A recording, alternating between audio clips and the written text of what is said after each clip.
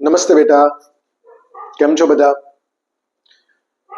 આપણી educational YouTube ચેનલની અંદર હું અમિત પંચાલ આપ સૌનું હાર્દિક સ્વાગત કરું છું.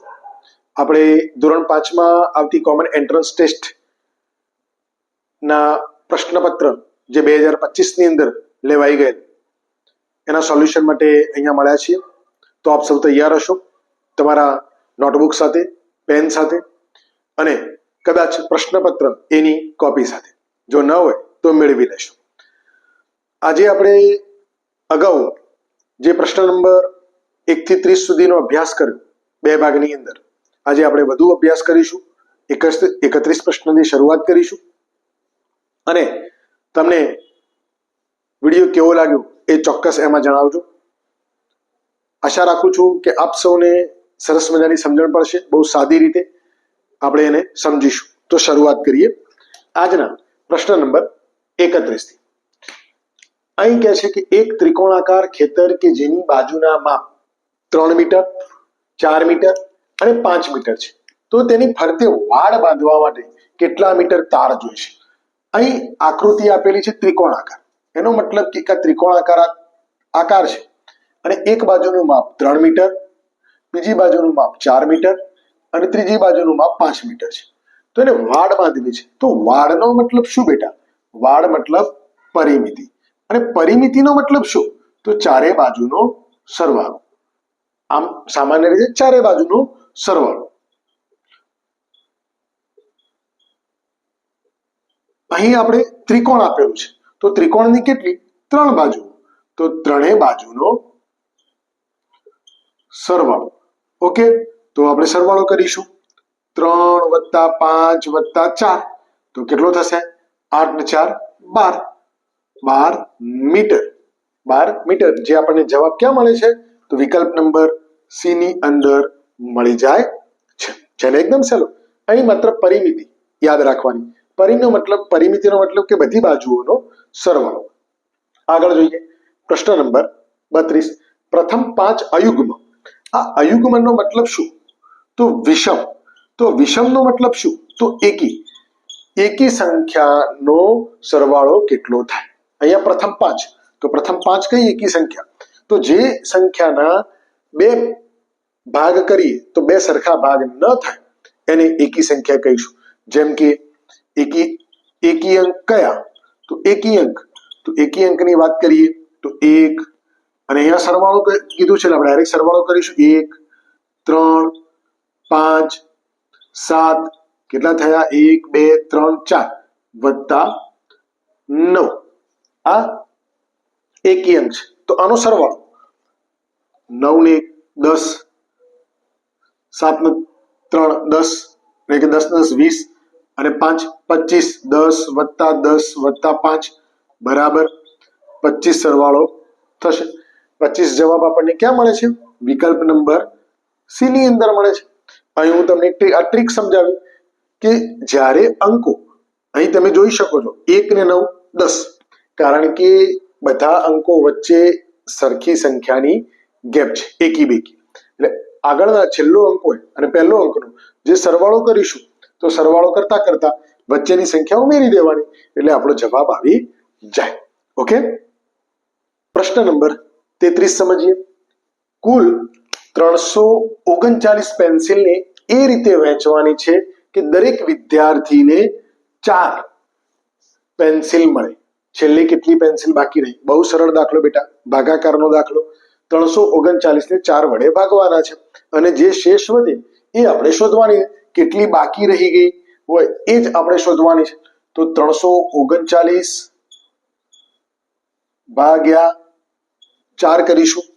તો અહીં આપણે તમે જોઈ શકો છો પેલો 3 છે જે 4 કરતા નાનો છે, એટલે કે 2 અંકો લઈશું તો 33. તો 4 ના ઘડિયામાં 33 ક્યારે આવે? તો 8 ચોક 32 અને 4 અઠ્ઠા 32 કરો તો પણ, અને 4 નવા 36 વધી જાય તો 4 અઠ્ઠા 32. 32 જશે, બાદ બાકી થશે, 3 માંથી 2 જશે, 1 0 ઉપરથી ઉતરેશે 9 એટલે કે 19. હવે 4 ના ઘડિયામાં 19 ક્યારે આવે છે? 4 પંચા 20 થઈ જાય, તો એનાથી ઓછા 4 4 એટલે કે ચોગે ચોગે 16.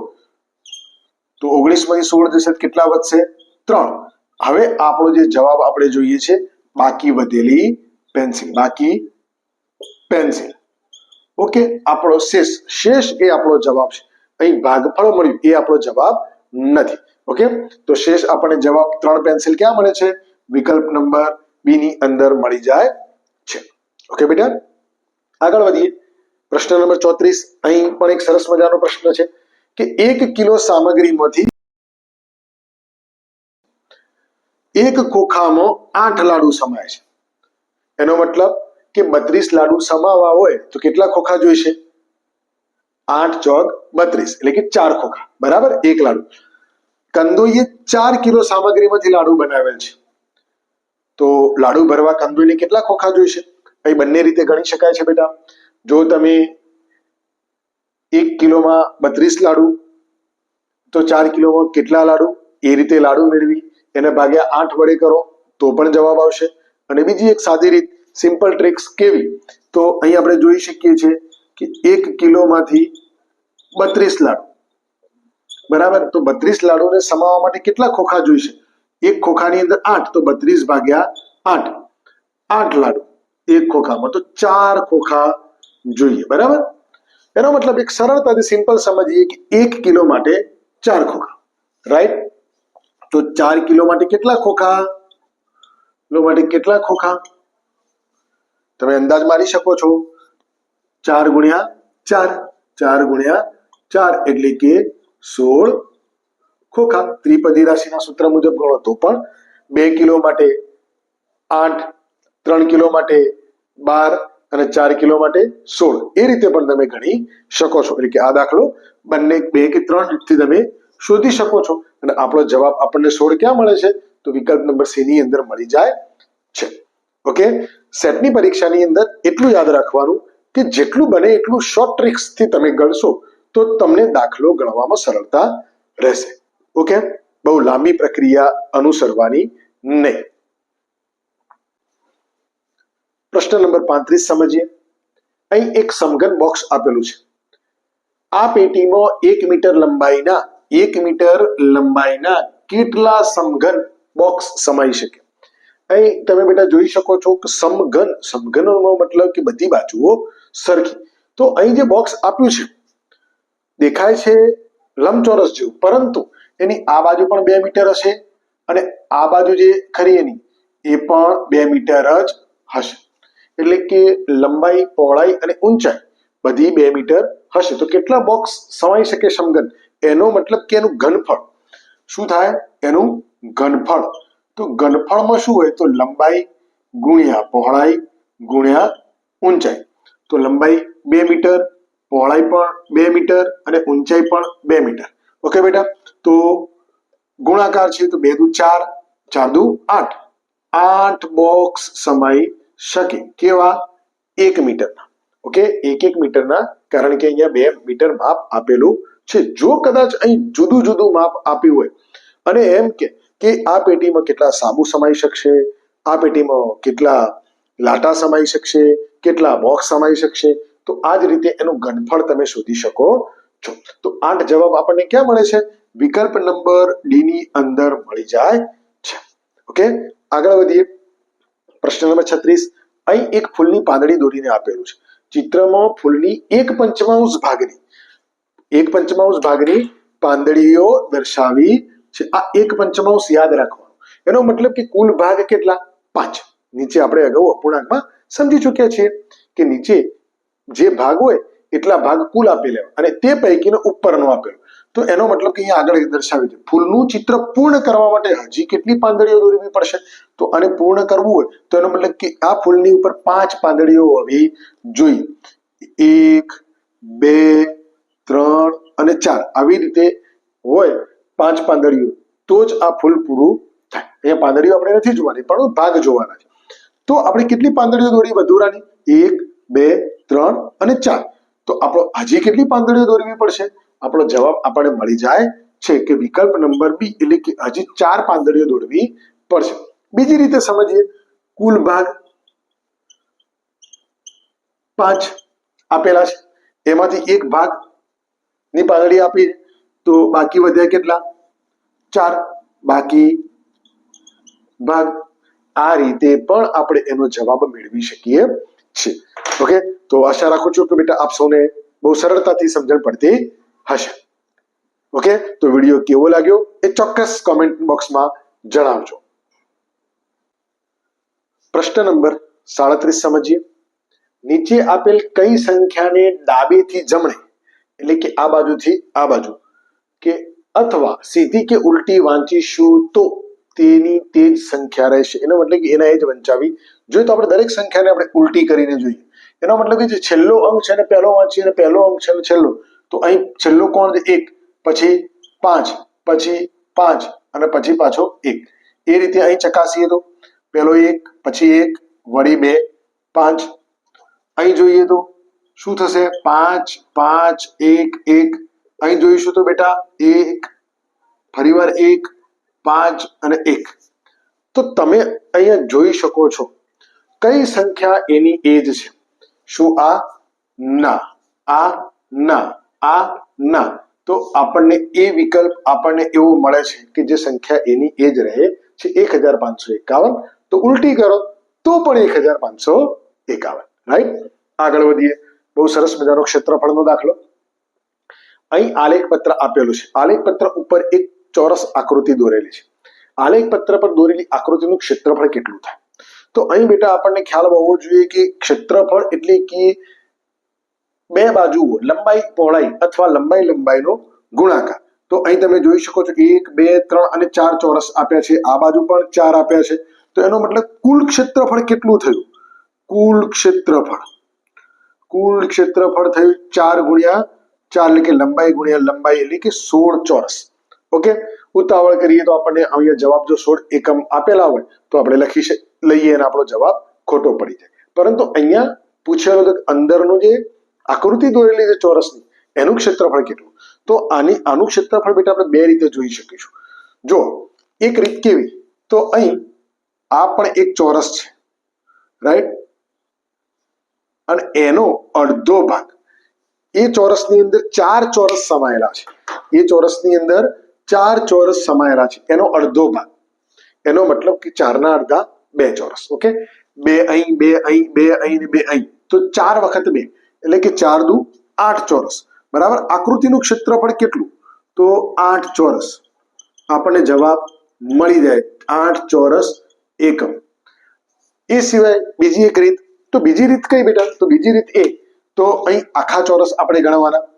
આ 1 2 3 અને 4 ચોરસ એ સિવાય અડધા અડધા એને ભેગા કરીએ એટલે આખા બની જાય 5 6 7 અને 8 આ રીતે પણ 8 ચોરસ એકમ ક્ષેત્રફળ આવી જાય તો આપણો જવાબ થાય છે 8 તો એ જવાબ કયા વિકલ્પમાં મળે છે વિકલ્પ નંબર ડી ની અંદર મળી જાય છે ઓકે પ્રશ્ન નંબર 39 સમજીએ અહીં આકૃતિ આવી આપેલી છે પછી કયું ચિત્ર આવશે 3 આકૃતિ આપેલી છે તમે ચિત્રને ધ્યાનથી જોશો તો બેટા ખ્યાલ આવશે કે અહીં સૌથી પહેલા 3 ગોળ નીચે છે 3 ગોળ ઉપર 3 ગોળ નીચે તો હવે 3 ગોળ કયા આવશે ઉપર રાઈટ તો ઉપર દર્શાવતી આકૃતિ કઈ છે તો વિકલ્પ ડી આપણો જવાબ મળી જાય છે બહુ સરળ પ્રશ્ન છે નેક્સ્ટ પ્રશ્ન નંબર 40 અહીં 5 આપણે સ્માર્ટ ચાર્ટમાં ભણી ચૂક્યા છીએ તો આને 5 પતંગ કહીશું જ્યારે આવી નિશાનીઓ કેવી રીતે 5 પતંગ તો આ 1 2 3 4 અને આ 5 પતંગ ઓકે પરંતુ અહીંયા 4 આપેલા છે અને કહ્યું છે કે 3 પતંગ ગણવાના અને 5 પતંગ ગણવાના અને 3 પતંગ તો હવે હોય તો આવી નિશાની આપેલી છે કે 1 2 3 અને 4 કુલ કેટલા પતંગ છે તો અહીં આપણે જોઈ શકીએ છીએ આના 5 પતંગ ગણવાના આના 5 એટલે કે વત્તાકાર કરીશું +5 અને આના 3 તો 5 તરી 15 15 ને 3 18 15 ને 3 18 તો 18 જવાબ આપણને ક્યાં મળે છે વિકલ્પ બી ની અંદર મળી જાય છે એકદમ બંને પ્રશ્નો સહેલા છે ઓકે પ્રશ્ન નંબર 41 સમજીએ મોનુ ગુજરાતમાં રહે છે સોનુ પશ્ચિમ બંગાળમાં રહે છે સોનુના ઘરે જવા માટે મોનુને કઈ દિશામાં મુસાફરી કરવી પડે તો બેટા અહીં ક્યારે આવા બધા પ્રશ્નની સમજ પડે તો આપણા ગણિત ગમ્મતના પાઠ્યપુસ્તકની અંદર પ્રકરણ નંબર 8 નકશા આલેખન જે છે એમાં નકશો, જો ભારતનો નકશો હું અહીંયા એક ખાલી એમ દોરું છું કે ભારતનો નકશો આવો કંઈક છે. અહીં ગુજરાત છે અને આ બાજુ આ રીતના અહીંયા આ ટાઈપનો ભારતનો નકશો છે. તો ગુજરાત બેટા અહીં છે, ગુજરાત અહીં પશ્ચિમ દિશામાં છે, અહીં ગુજરાત છે અને પશ્ચિમ બંગાળ અહીં છે અને આ દિશા છે પૂર્વ દિશા. તો મોનુને ગુજરાતથી પશ્ચિમ બંગાળ જવું હોય તો કઈ દિશામાં જવું પડે? યસ, પૂર્વ દિશામાં. તો આપણો જવાબ પૂર્વ દિશા આવશે. ઓકે, સરસ મજાનો પ્રશ્ન, બહુ ઝડપથી સોલ્વ થઈ જાય, એકદમ સાદો. ક્રિકેટની એક રમતમાં ખેલાડી 64 રન કરી આઉટ થઈ જાય છે, તેને સદી પૂરી કરવા કેટલા વધુ રનની જરૂર હતી? સદીનો મતલબ શું? તો સદીનો મતલબ 100 રન.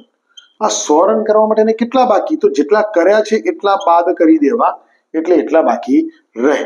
અહીં શૂન્યમાંથી 4 જશે એટલે કે 10 કો લઈશું એટલે 0, 9 અને 10, 10 માંથી 4 જાય તો 6 અને 9 માંથી 6 જશે તો 3. 36 રનની જરૂર હતી. જો 36 રન કરી કાઢ્યા હોત તો સદી એટલે કે 100 રન પૂરા કરી દીધા હોત. તો અહીં જરૂર હતી એ શબ્દ એટલે કે 36 શબ્દ એટલે કે અંક આપણને વિકલ્પ ડી ની અંદર મળી જાય છે. ઓકે, પ્રશ્ન નંબર 43 સમજીએ. પેટર્નમાં કયો નિયમ સમાયેલો છે? તો પેટર્ન એટલે કે અહીંયા આપેલી છે 110, 220, 330, 140. તો પેટર્નની બેટા આપણે અહીંયા જોઈએ તો શું છે આ બંનેનો વચ્ચેનો તફાવત? તો 110. આ બંને વચ્ચેનો કેટલો તફાવત છે? તો 110. આ બંને વચ્ચેનો કેટલો તફાવત છે? તો 110, જે તમે જોઈ શકો છો. તો હવે એનો સાચો જવાબ, સંખ્યામાં 100 ઉમેરતા જવું? ના. સંખ્યામાં 120 ઉમેરવાના છે? ના.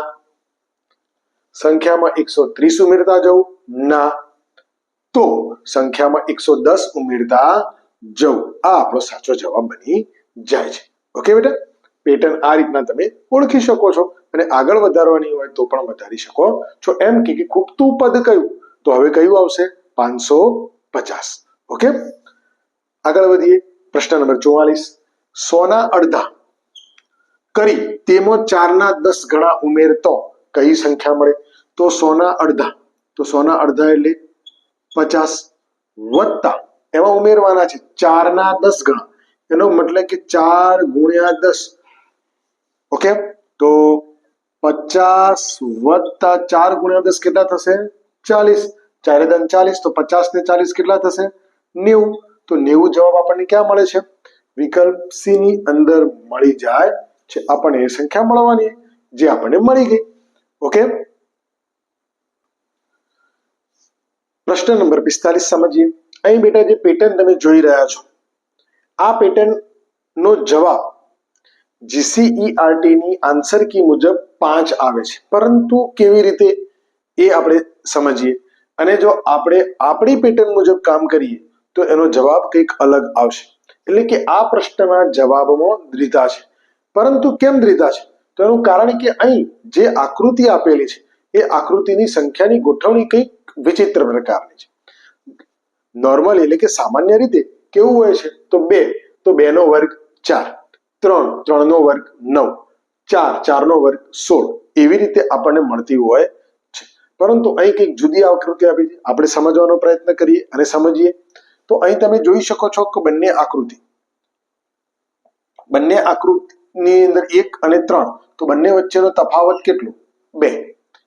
2 અને 5, તો બંને વચ્ચેનો તફાવત કેટલો? તો 3. એ જ રીતે 3 અને 4 બંને વચ્ચેનો તફાવત કેટલો? 1. તો હવે આ અંક તમે જુઓ છો તો 1, 3 અને 5 એટલે કે 6. જો આ 6 તફાવત અહીં મૂકી દઈએ છે તો અહીં 6 તફાવત એટલે કે 1, 2, 3 અને 4 તફાવત મૂકીએ તો અહીં જવાબ આવશે 7.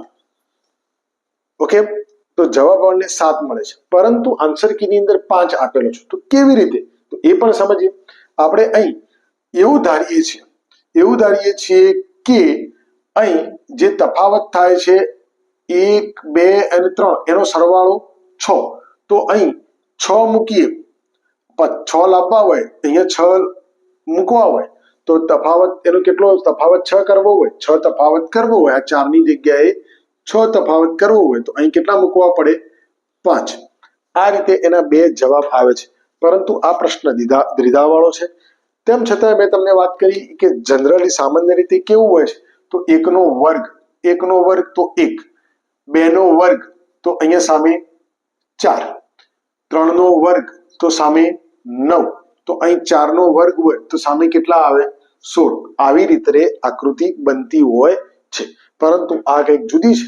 તેમ છતાં આપણે એને સમજવાનો પ્રયત્ન કર્યો કે આના બે જવાબ આવે છે. તો આશા રાખું છું કે આપ સૌને આજના પ્રશ્ન નંબર જે આપણે શરૂઆત કરી 31 થી 45 સુધી એમાં સમજણ પડી હશે. અને વિડીયો કેવો લાગ્યો એ ચોક્કસ કોમેન્ટમાં જણાવજો. સાથે સાથે તમારા અન્ય મિત્રો જે ધોરણ 5 ની અંદર કોમન એન્ટ્રન્સ ટેસ્ટ અને જવાહર નવોદય વિદ્યાલયની તૈયારી કરે છે એમને આ વિડીયોની લિંક શેર કરજો ચોક્કસ. અને ચેનલને લાઈક અને સબસ્ક્રાઇબ કરજો. ફરીવાર વધુ અભ્યાસમાં આપણે મળીએ છીએ. ત્યાં સુધી રજા આપશો.